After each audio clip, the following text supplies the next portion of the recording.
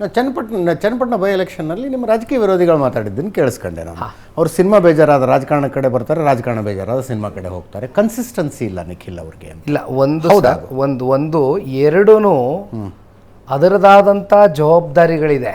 ಎರಡು ಪ್ರೊಫೆಷನ್ ಅನ್ನೋದಕ್ಕಿಂತ ಇದು ಪ್ರೊಫೆಷನ್ ಅಲ್ಲ, ರಾಜಕಾರಣ ಇದು ಸರ್ವಿಸ್ ಮೋಟಿವ್ ಇರ್ತಕ್ಕಂಥ ಕ್ಷೇತ್ರ. That is profession. Cinema Ranga profession, ಅದು ವೃತ್ತಿ ಜೀವನ. ಆದರೆ ಈಗ ಎರಡೂ ಭಾಳ ಗಂಭೀರವಾಗಿ ಇರ್ತಕ್ಕಂಥ ಕ್ಷೇತ್ರಗಳು. ಟೈಮು ಕೊಟ್ಟರೆ ಯಾವುದಾದ್ರೂ ಒಂದಕ್ಕೆ ಸಂಪೂರ್ಣವಾಗಿ ಟೈಮ್ ಕೊಡ್ತಕ್ಕಂಥದ್ದಕ್ಕೆ ಮಾಡ್ಬೋದು.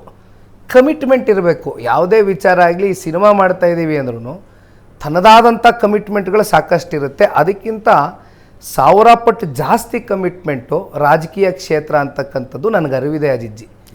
ಹಾಗಾಗಿ ಎರಡೂ ಕಡೆ ನಾನು ಸರಿದೂಗಿಸ್ಕೊಂಡು ಹೋಗ್ತಕ್ಕಂಥದ್ದು, ಎರಡೂ ದೋಣಿ ಮೇಲೆ ಕಾಲಿಟ್ಟು ನಾನು ಹೋಗ್ತಕ್ಕಂಥದ್ದು, ಜೀವನ ಮಾಡ್ತಕ್ಕಂಥದ್ದು ಸರಿಯಲ್ಲ ಅಂತಕ್ಕಂಥ ನಿರ್ಧಾರದಿಂದ ನಾನು ರಾಜಕಾರಣಕ್ಕೆ ಸಂಪೂರ್ಣವಾಗಿ, ಯಾಕೆಂದರೆ ರಾಜಕಾರಣ ಅಂತಕ್ಕಂಥದ್ದು ನಾವು ಆಫ್ ದ ರೆಕಾರ್ಡು ತಮ್ಮ ಜೊತೆ ಮತ್ತು ಪ್ರಶಾಂತ್ ಜೊತೆ ಕೂತ್ಕೊಂಡು ಮಾತಾಡಬೇಕಾದ್ರೆ ದೇವೇಗೌಡರು ಸಾಹೇಬ್ರ ಬಗ್ಗೆ ಹಲವಾರು ಚರ್ಚೆಗಳು ಮಾಡ್ತಾಯಿದ್ವಿ.